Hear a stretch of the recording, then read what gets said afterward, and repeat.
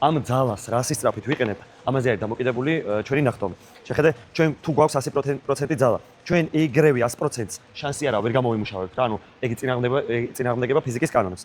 ნახე, ჩვენ ნელ-ნელა ჯერ თავიდან სწრაფად ვიყენებთ და მე ნელ-ნელა ვაუმჯობესებთ ამ ძალას რა. ზოგადად აი ნებისმიერი მოძრაობის დროს, გინდა ნახტომის დროს, გინდა ვთქვათ ბინჩზე ხარ და წევ, გინდა სხვა საკეთებ და წევ მაგ დროს 100% ჩვენი ძალის პიკი მიიღწევა, ჯერ რაღაც დონეზე სისწრაფე გვაქვს და მე ნელ-ნელა მიიღწევა ეს პიკი.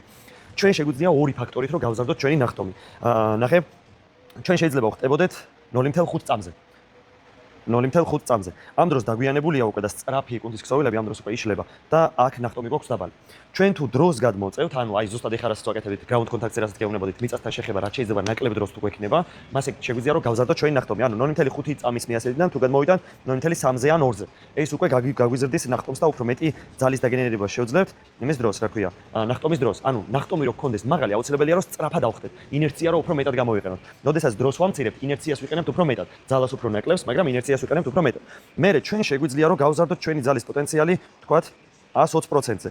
ჩვენ თუ შევძლებთ რომ გავზარდოთ ძალა 120%-ზე, ნახე, იგივე დროში უფრო მეტ რაოდენობა ძალის გამოყენებას შევძლებთ, უფრო სწრაფად და ასე გაიზრდება ნახტომი.